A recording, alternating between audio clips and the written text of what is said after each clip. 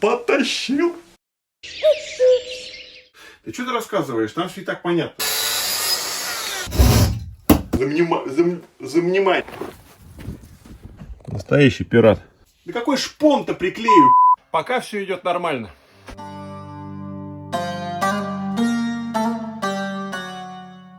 Здравствуйте. Армия подписчиков за моей спиной крепнет. Нас уже 20. Кроме моего папы, мамы, бабушки и старшего брата, на меня подписались еще 16 уникальных пользователей. А это немаловажно. Это впечатляет. Сегодня я расскажу о том, как я делал короб этого камина. Ну, точнее, я расскажу, как я его доделывал. Если вы следили за моими движениями, то вы видели, как я резал шпон, делал ребра для углов этого короба. Сегодня я расскажу о том, как я шпанировал панно, делал надрезы и монтировал и отделывал сам короб. Поехали смотреть. Как вы помните, мастерская у меня не очень большая, а затеял я весьма большую деталь. Продолжаем шпанирование короба камина. Благо этот стол подсобный у меня сборно-разборный. Сейчас я наведу небольшой порядок, разберу этот стол, разложу здесь экструдированный пенополистирол и положу на него наш МДФ. И будем уже здесь на полу его обрабатывать, потому что больше это делать просто негде. Погнали!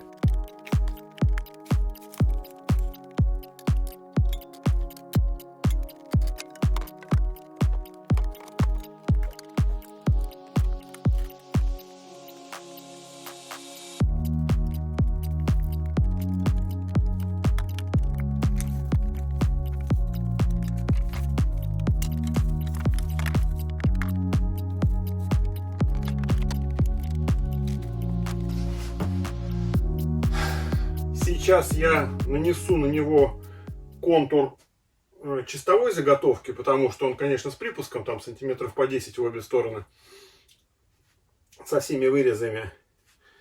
Размечу ось центрального короба и буду прирезать на нем, именно уже на нем, два листа шпона, ну или две рубашки шпона, которые образуют вот этот вот центральный шов и шеврон. То есть мне их до этого негде было разложить просто. Сейчас эта плоскость появилась. Я принесу сюда листы шпона, склею здесь два листа, здесь два листа. Положу их друг на друга, ну, порядка сантиметра. Этот запас у меня был дан заведомо. Закреплю линейку, прорежу оба сразу, уберу отходы. И мы получим хороший стык на центре.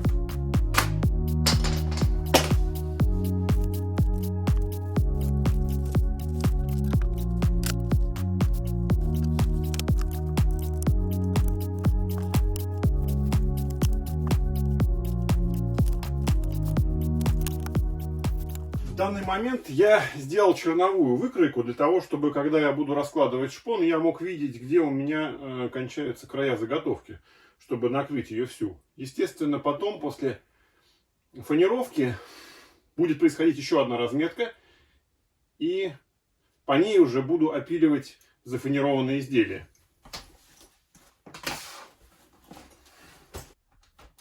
Сейчас я запустил компьютер для того, чтобы вспомнить, как у меня пронумерованы листы, из которых состоит рубашка, для того, чтобы выбрать те 4 листа, которые я сейчас должен прирезать. Я сейчас записал, все принесу сюда шпон, разложу, соберу два небольших набора и буду их подрезать. Точнее, буду их прирезать друг к другу. Вот так.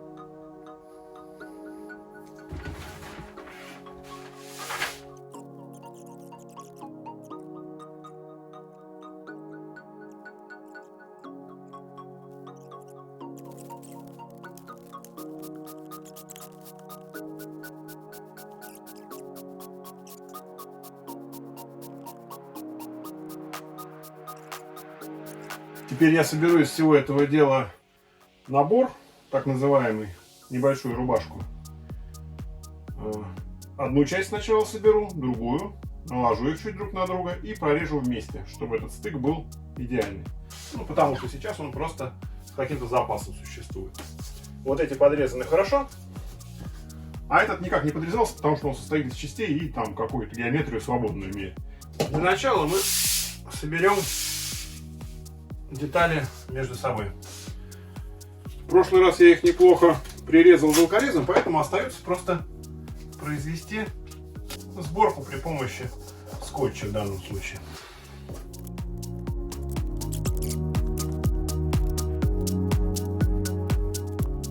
Так, теперь мы их можем свести и посмотреть, что вообще у нас там имеется по геометрии. Прицеливаемся на центральную. Ну, как и ожидалось, да, какая-то геометрия свободная. Хорошо, что есть запасы. То есть вот эту всю историю теперь будем прирезать друг к другу. То есть сейчас наложим друг на друга, ну, буквально там в середине это будет буквально 3 мм, по краям где-то сантиметр. Установим линейку и сделаем прорез двух листов сразу. Берем отход и соединим их. Легко сказать, да сложно сделать. Я все-таки перестраховался, вытащил из своей бандероли все листы и разложил их на сухую перед тем, как сводить центральные, чтобы понять, что у меня по запасам. По запасам все хорошо, но перестраховка не мешала никогда. Когда работаешь с таким материалом, обидно, когда не хватит 1,5 сантиметра. Итак, мы тщательно проклеили стык. Сейчас я еще раз схожу, померяю ширину камина, чтобы не ошибиться, и будем резать. Проверил ширину короба камина. Проверил, хватает ли шпона, чтобы закрыть всю заготовку. Все хватает. Сейчас буду резать. Немножко запыхался, на полу работать не очень удобно. Но городить тут стол ради одного набора тоже, конечно, нет смысла особого. Сейчас, пока они лежат на своем месте, я отведу их, чтобы можно было наносить клей, потому что все-таки, конечно, на всю плоскость я опасаюсь это делать. Буду делать захватками. Ну и вот это будет первая захватка, которую я буду панировать. Поэтому мне надо знать зону, как она расположена на листе. Так, начинаем выкладывать линейку. Сам процесс будет происходить ровно 15 секунд. Подготовка. Около 40 минут уже вожусь с этими раскладками, подгонками. Я думаю, что это надо все дело подстраховать струбцинами, чтобы все было спокойно и надежно.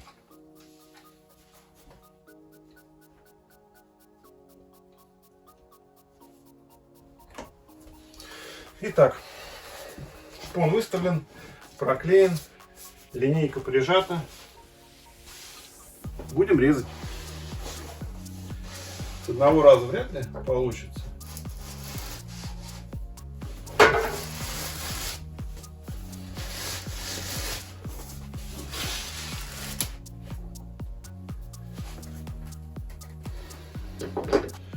Можно посмотреть.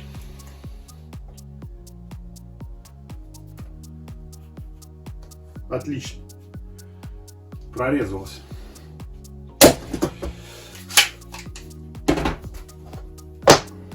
Разбираем. Все действие действительно длилось, наверное, 10 секунд. Но подготовки было около часа. Теперь аккуратно пытаемся снимать скотч.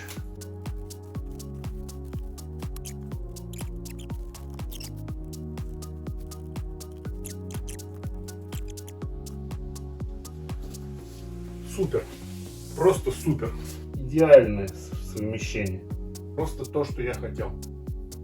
Сейчас я вас оттуда достану, покажу поближе.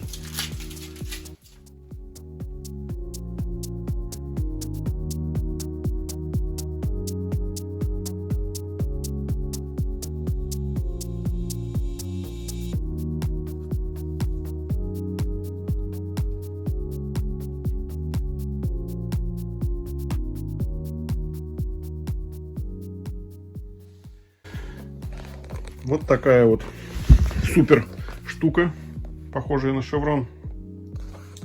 Так что, если хотите резать хорошо шпон, заводите себе жилкорез.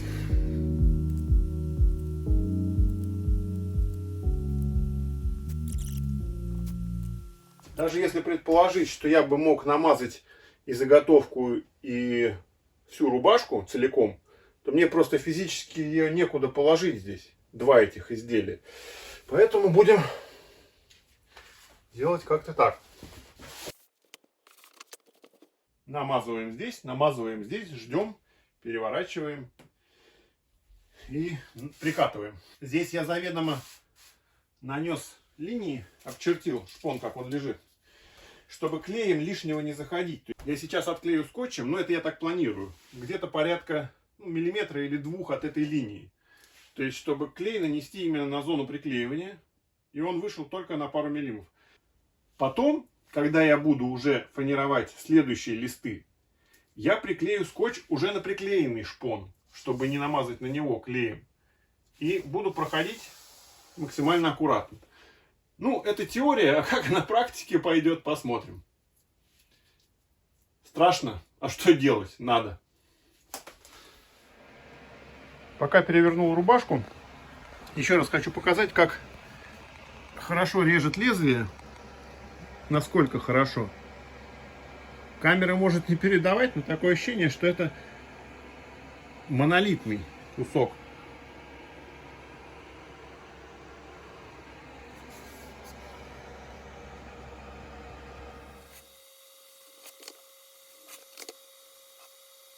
Аккумуляторный фонарь очень сильно спасает в мастерской. Сколько бы света ни делать, все равно какая-то рабочая зона будет не подсвечена, либо затенена. Фонарь удобен тем, что он без проводов и не болтается ничего. Всегда его можно поставить с той стороны, с которой тебе нужно. Сказал он и поставил его с другой стороны.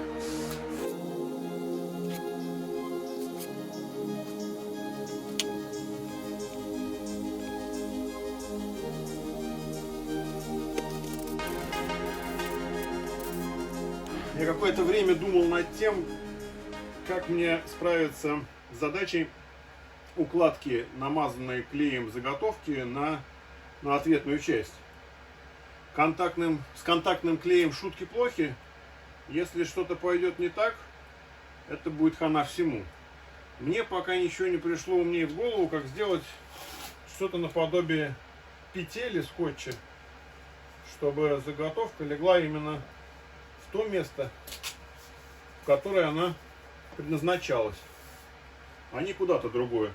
На сухую сейчас выложено относительно линий своих. Делаю такие петли, назовем их из скотча, которые мы загнем, все помажем, а когда высохнет, сразу положим обратно, и по идее,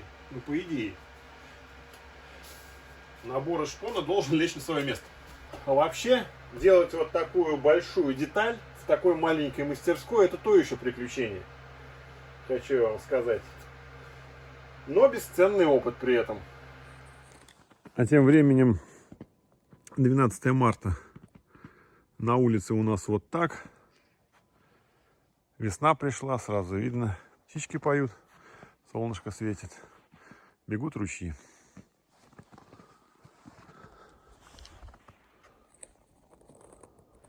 На скорую руку соорудил что-то наподобие шпателя для того, чтобы наносить контактный клей.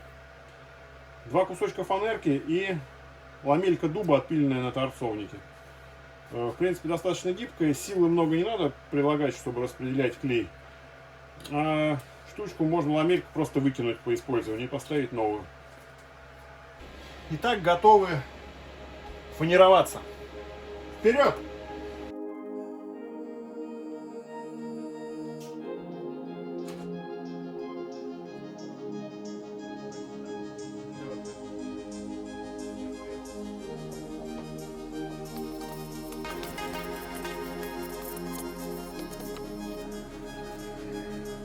Да, они иногда мешают.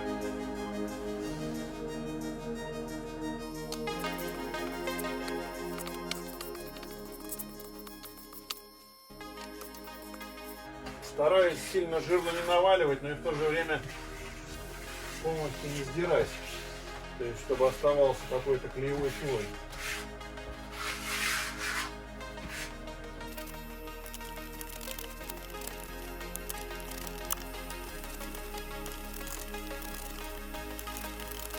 Запах ядрененький на таких площадях становится невыносим. Но сейчас, я думаю, подсхватится и перестанет так вонять.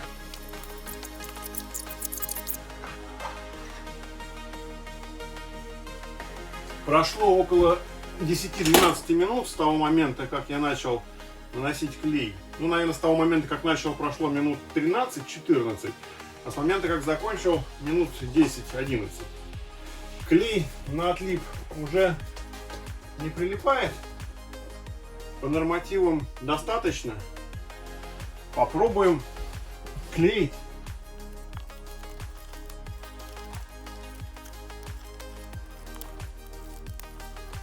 Есть небольшие сложности, но я думаю, что они преодолимы.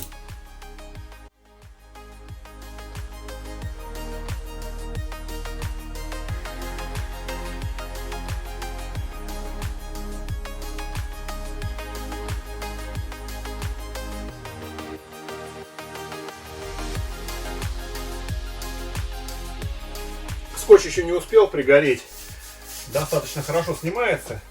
Местами где-то есть такие сложности, но это от того, что я его притер, видимо, вместе со шпоном. Так, в общем и целом, результат можно назвать удовлетворительным. Несомненно, требуется обработка стыка дополнительная, чтобы убрать излишки клея. Но это, скорее всего, подвеска. Прошла ночь после того, как я зафанировал шеврон. Клей высох окончательно. Идея с фанированием кусками была не самой лучшей, но у меня просто нету другой. Потому что все равно, как бы я не аккуратничал, этот миллиметр-полтора клея остается здесь, таким гуртом, и с ним уже ничего не сделать. То есть шов испорчен. Но сейчас я буду погружной пилой по линейке припиливать этот край. Вариантов других для себя не вижу. Я попробовал посередине. В целом ничего. На показателе 0 как раз фрезерует шпон. Сейчас я выложил линейку с минимальным отступом от края. Пройдусь диском просто, чтобы сфрезеровать перемешку края шпона и клея. Причем это надо делать с обеих сторон, потому что здесь возникла сложность с переворотом. Подклеился торец шпона к скотчу, порвался немножко. Здесь ничего не случилось, но здесь просто вышел клей на те самые 1,5 миллиметра. И такими засохшими козявками сейчас стоит. То есть надо именно подпиливать.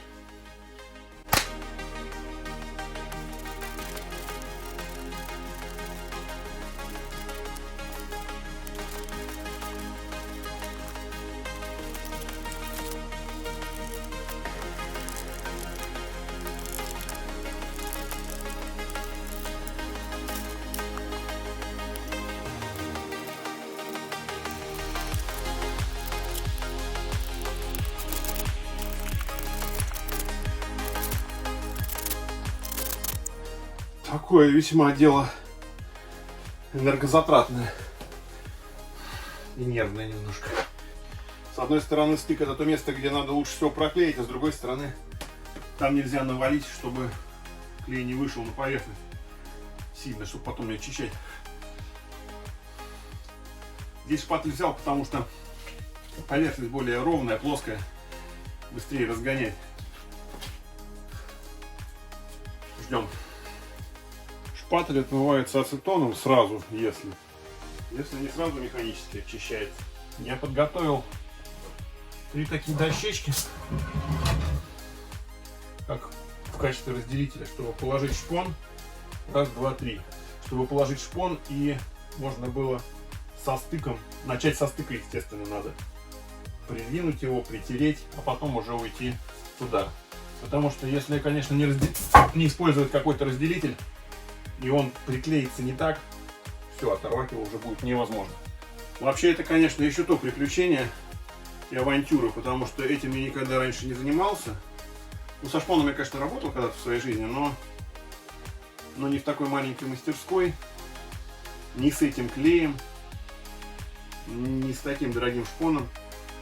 То есть тут все сошлось. Ну, зато бесценный опыт приобретаем. Для тех, кто будет делать, конечно, я бы очень сильно не рекомендовал делать это все кусками. Лучше найти какое-то помещение, где можно разложить весь набор, всю заготовку, покрыть клеем все и с помощником вместе положить это и притереть. Потому что очень много возни с этим стыком потом. То есть это... Игра не стоит свеч, только если ради удовольствия и развлечения. Вот. Но нету как бы ни большой мастерской, ни помощника, ни желания куда-то это все тащить. Поэтому делаю здесь, в своей дачной мастерской, на коленке. Прошло уже достаточно времени. Я думаю, можно начинать обрабатывать.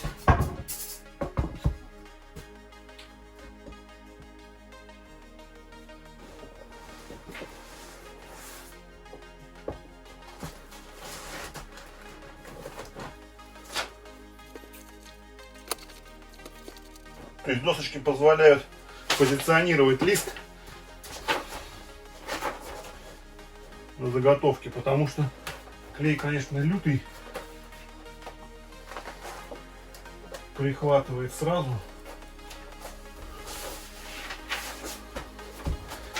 Никаких подвижек потом уже будет не сделать.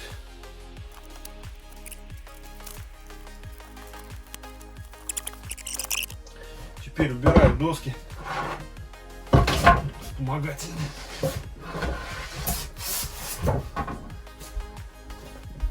И уже как обои просто укладываю.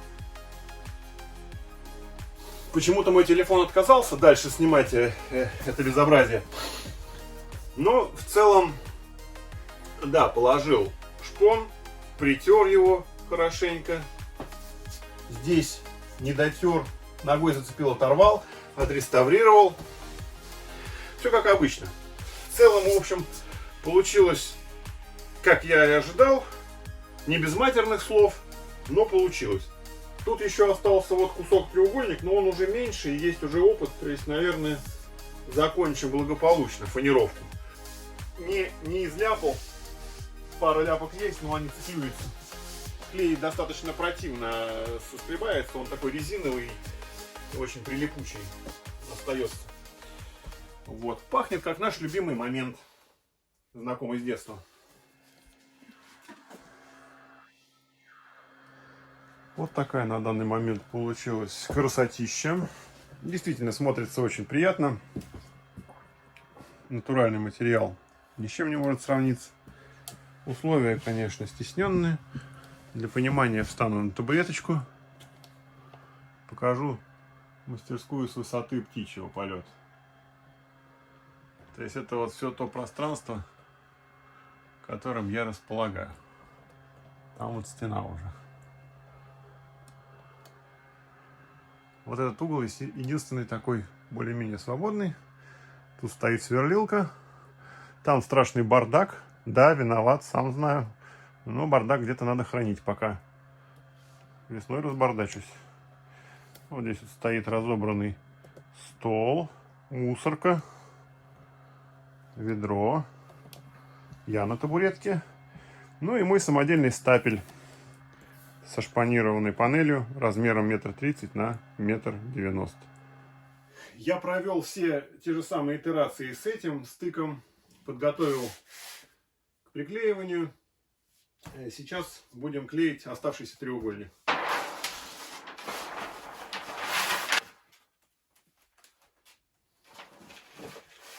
Надеюсь, обретенный опыт на этой части поможет нам справиться с этим треугольником без особых проблем. Если у вас есть потребность перелить из банки в банку клей, не изгвоздав при этом донора, ну вот можно сделать такое приспособление. из скотча за 10 секунд.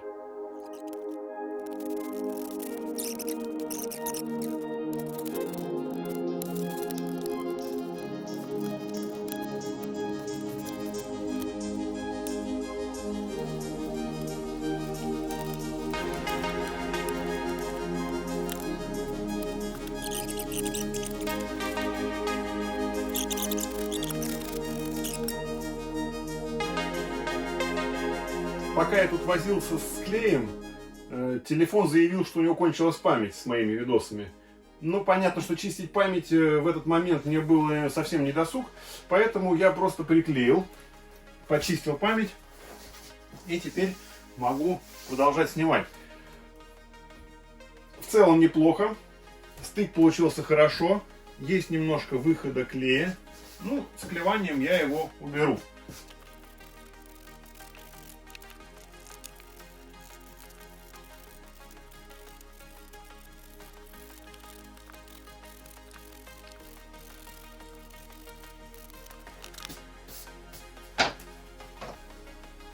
Все стыки получились замечательные. Замечательнее, конечно, получились те стыки, которые клеились сразу. Те, которые примыкали, чуть хуже.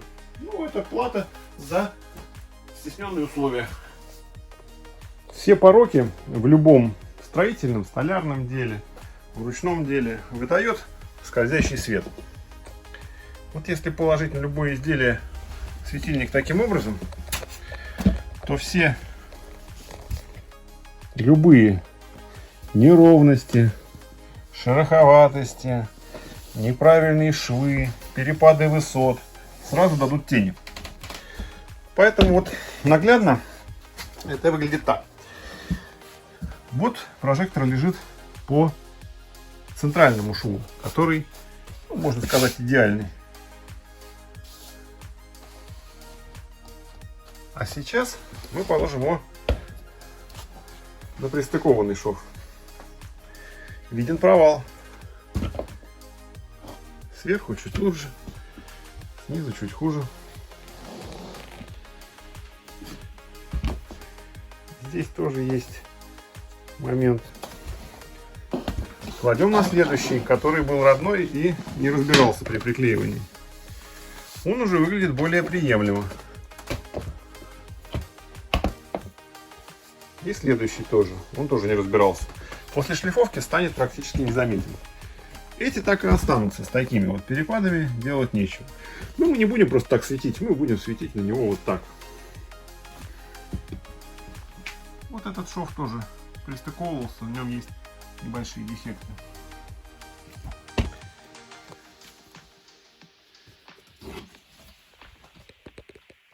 Фанеровка не идеальная, но приемлемое.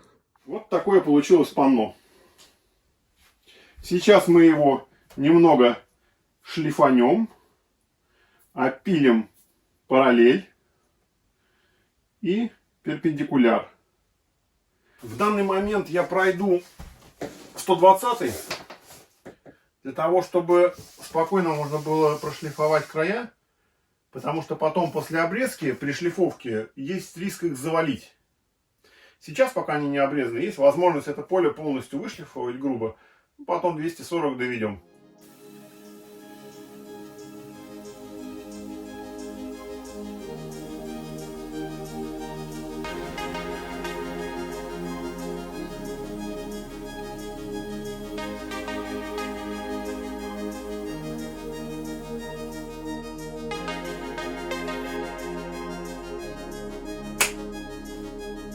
Хорошо. Я перевернул нашего пациента, предварительно отметив центр. Сейчас я его нарисую здесь. И от него буду размечать уже те места, где находятся углы, чтобы сделать там продольные пропилы для изгиба панели. Сейчас я делаю небольшой калибр для того, чтобы пилить вот таким образом МДФ. Чтобы не размечать каждое отверстие, а сделать такую штуку, которая позволила бы выставлять линейку от предыдущего пропила. Эта двойка будет вставляться в пропил, а следующая пятерка будет калибровать уже отскок линейки от предыдущего пропила. Потом на угольники выставляю. И уже по угольнику выставляю линейку.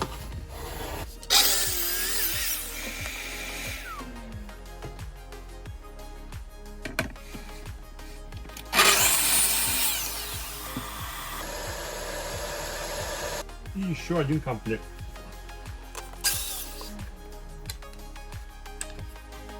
Вот таким образом это все будет выглядеть. Сюда представляем линейку, убираем, пилим следующую. Попробуем на суперклей.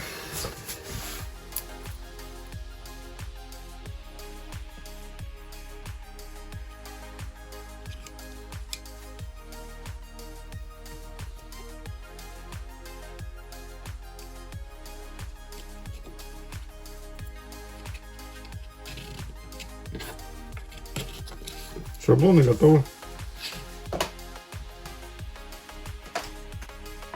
Я долго и муторно снимал измерения со своего короба. Надеюсь, мне это поможет при монтаже.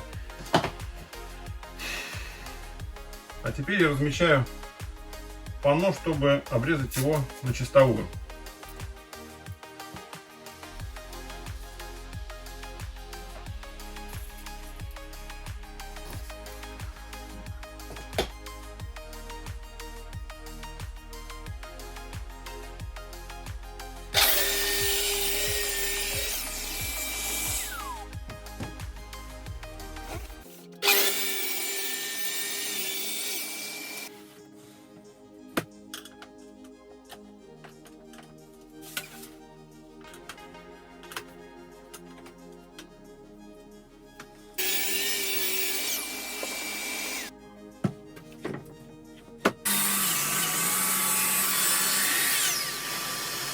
Теперь я буду размечать отверстие выхода теплого воздуха и поддувала, а также вырезы под кирпичи.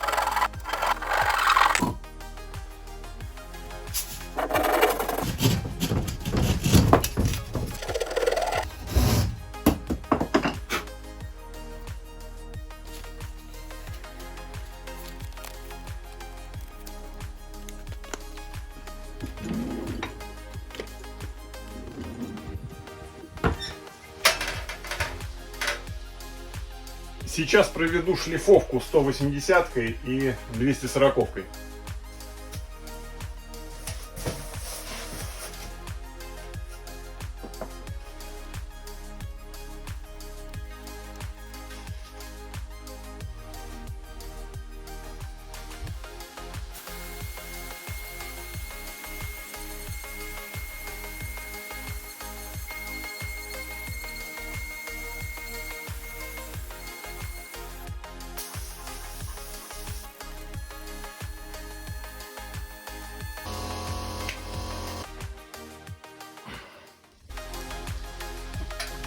Теперь я буду делать пропилы для изгиба МДФ. Самое интересное. Поехали.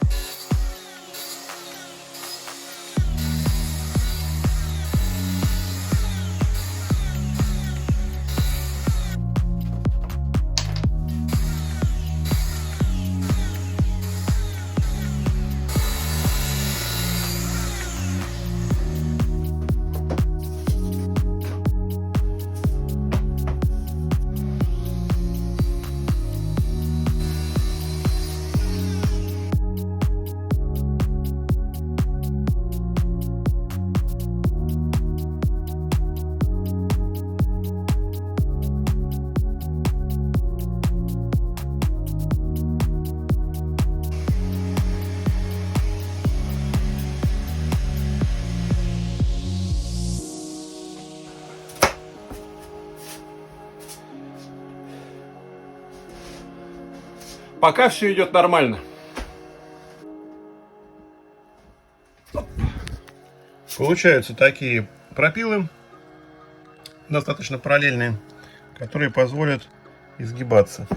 Сейчас я не буду напрягать и гнуть, чтобы ничего лишнего не заломать. Потом по месту уже.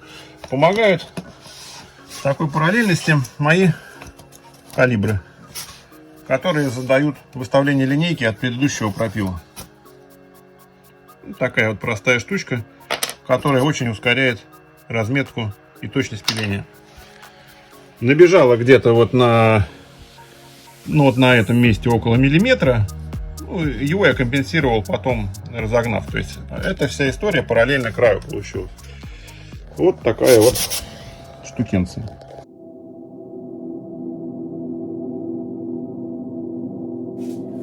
Получилась вот такая штукенция. Сейчас он зафанерован, выпилен в размер, выпилены все отверстия необходимые, прошлифован 180-кой, сделаны надрезы, поставлены страховочные фанерки, потому что страшно, он такой стал, конечно, кисельный. На раньше времени гнуть его не хотелось бы. Следующим заходом будет дошлифовка 240, покрытие маслом. Решил маслом, потому что сделал образцы лаком акриловым, сделал образцы маслом, разницы сильно не увидел. С маслом гораздо проще и легче работать. Будет масло. Ну и потом уже монтаж.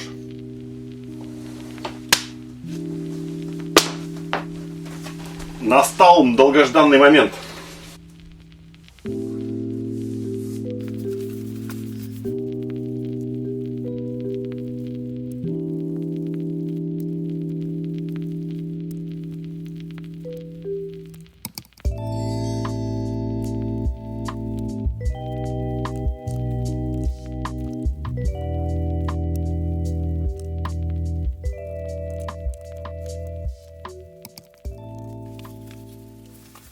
Оставляем подсыхать минут на 15, а потом растираем, убираем излишки масла.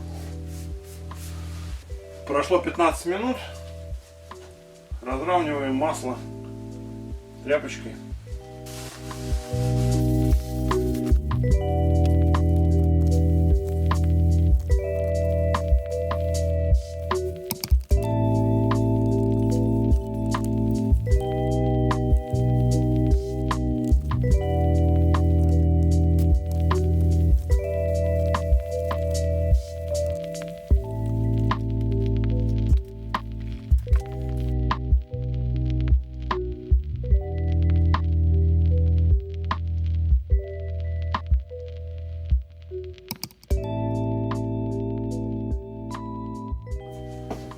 Наконец-то уношу.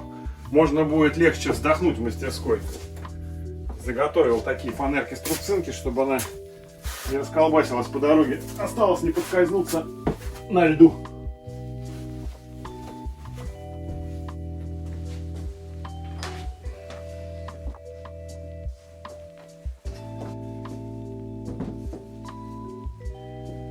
Ну вот.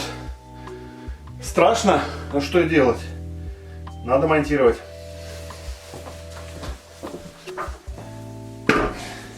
Стратегия монтажа следующая. Я поднимаю сейчас всю панель на полку камина. Пока не снимаю фанерные штучки. Намазываю полиуретановым клеем только фасадную часть. Выставляю по осевой линии, там она у меня внизу перенесена на полку, ось набора. Соответственно, все будет по геометрии. Пристреливаю, ну, буквально на 6-7 шпилек, чтобы оно никуда не уехало. И оставляю клей засыхать. После того, как клей засохнет, уже буду пробовать делать загибы.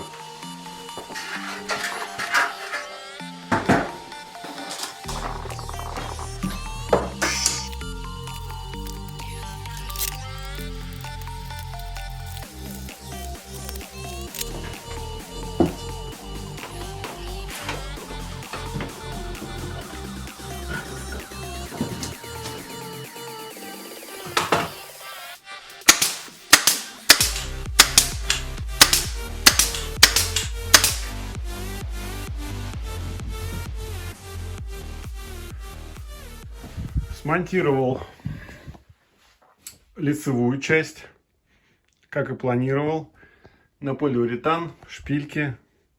Были некоторые нюансы, которые вынудили произнести немало матерных слов, но справился, в целом справился. Вот так это выглядит с этой стороны. Вот наши ребра, вот наши пропилы. Может быть, даже не сегодня буду, завтра гнуть, чтобы клей нормально высох. Здесь вот то же самое.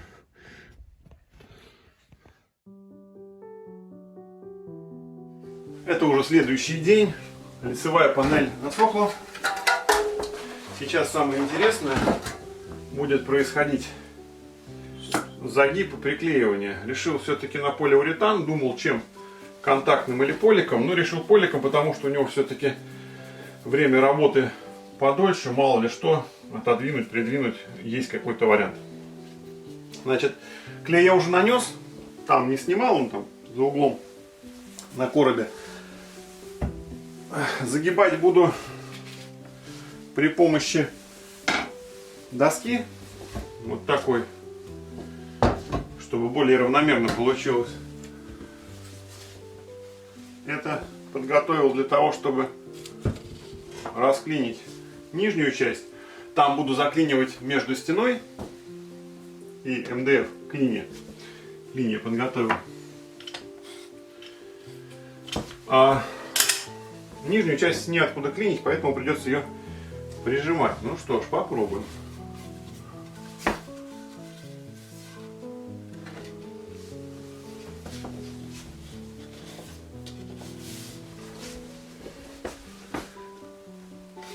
Оказывается, сопротивление достаточно мощное.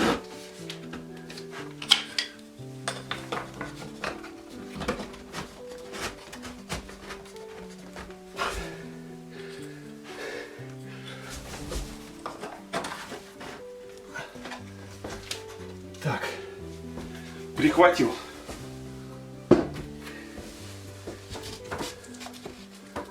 Вот здесь. Прижимаю просто от стены. На самом деле очень тревожный момент. Потому что не знаешь, как себя поведет материал. А повести он себя по-разному. Абсолютно. Пока говорит все нормально. Ничего не чавкает, все прижалось. Заворот равномерный. Спасибо ребрам. Легенькие надломы где-то видны, но это очень сильно надо приглядываться. То есть так на глаз он именно круглый.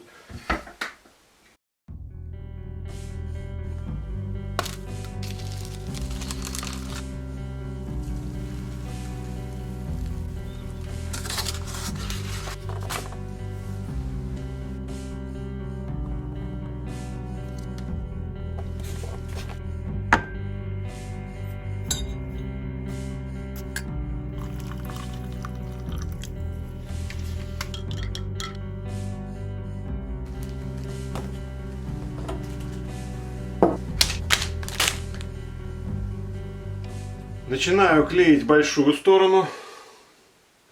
Здесь уже буду не клиньями заклинивать, потому что некуда, а буду прибивать шпилечным пистолетом и точно так же в противоположной стене длинную сделал опорную планку, чтобы заклинить низ. Погнали!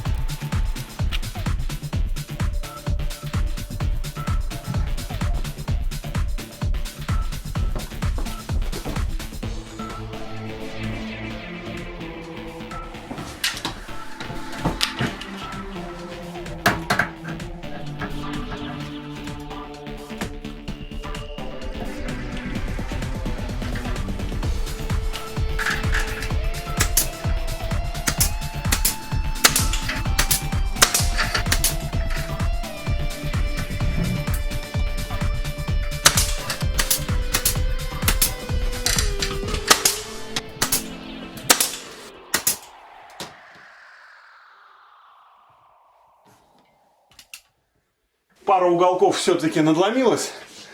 Немножко видны надломы. Вот здесь вот это очевидно видно. Ну, опыт, эксперимент. С таким светом, конечно, да, грехи видны. Но с таким все несколько лучше. Не знаю, какой результат. Наверное, удовлетворительный. В целом смотрится очень красиво. Надо его еще шлифануть, покрыть маслицем на второй раз. И тогда будет понятно.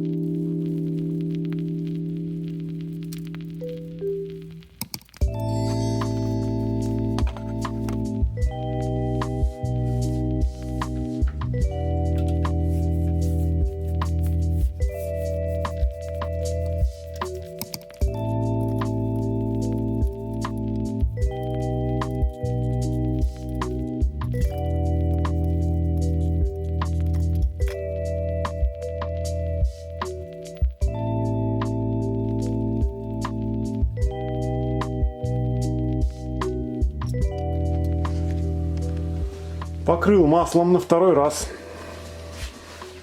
Провозился перед этим с небольшими реставрациями, потому что где-то что-то откололось, где-то что-то ляпнул, где-то что-то надломилось. В целом приятное впечатление.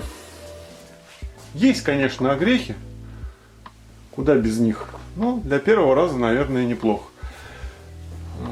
Вызывает такой вау-эффект. Ну, если не знаешь, куда смотреть. Если знаешь, куда смотреть, найдешь.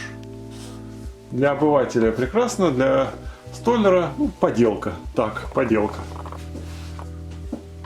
Сейчас масло подсхватится и буду его затирать.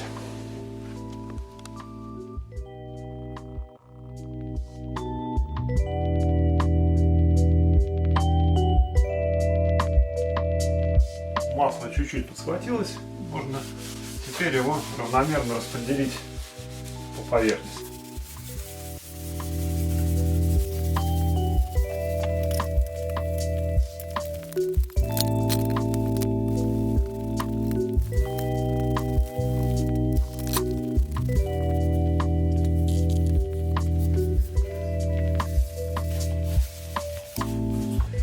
Ощущается такое сопротивление восковое, хорошее, но при этом, когда нормально растираешь, получается такая очень приятная сатиновая поверхность с искристыми прожилками. Супер!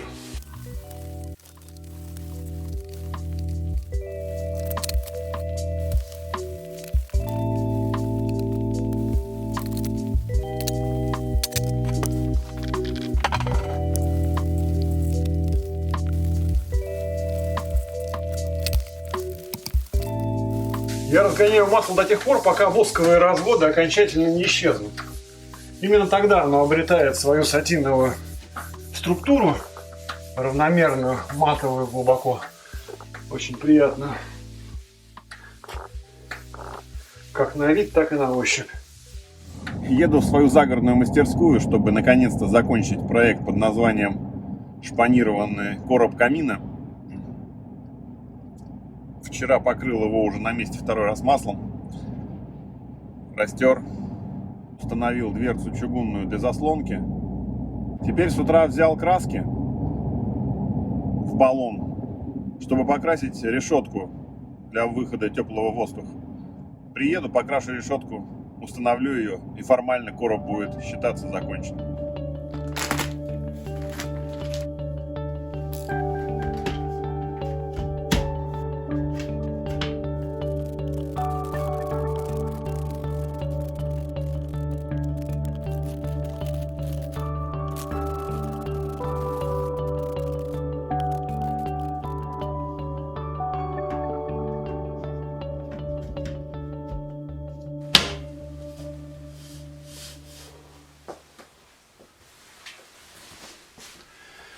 Ну вот и завершился проект по отделке короба камином красивейшим шпоном табу, сереньким.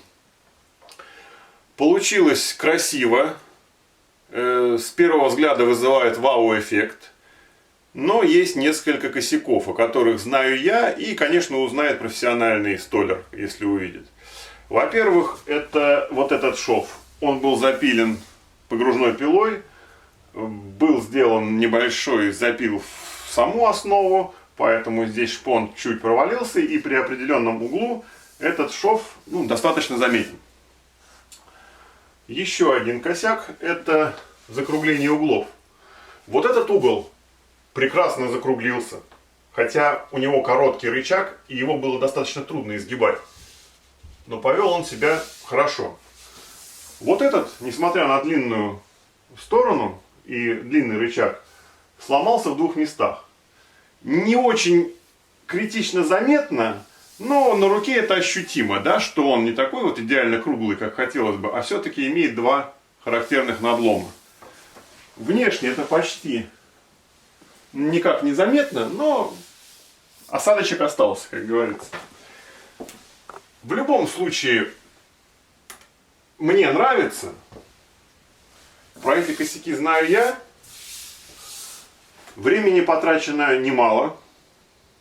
Думал, будет меньше. Ну, это обычная история, когда думаешь, что будет меньше, а получается, как получается. Что еще хочу сказать? Для тех, кто отважится делать подобное, я бы порекомендовал две вещи.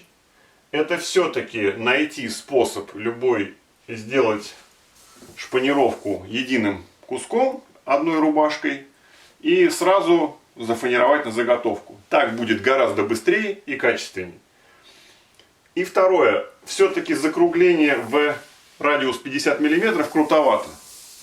Если бы оно было, наверное, где-то 80-100, уже было бы все гораздо легче и красивее. Но это эксперимент, опыт, я считаю его удавшимся. Он не на 150% меня удовлетворяет, но такого и не бывает никогда. Ну что ж, спасибо вам за внимание. Будем делать что-нибудь еще интересное, обязательно увидимся. Пока.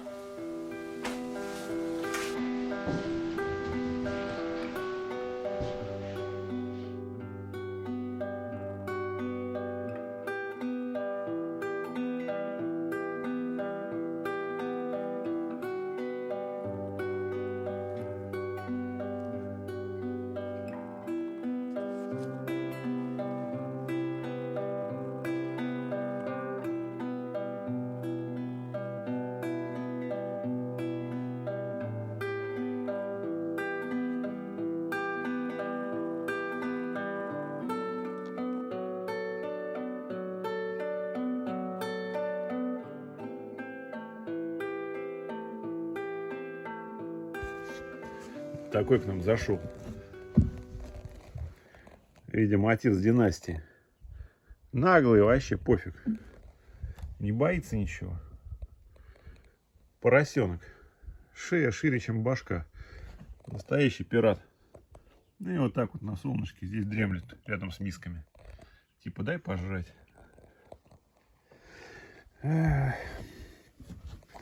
Домашний. Домашний. Дает себя трогать. Вообще по банану. Котоферма.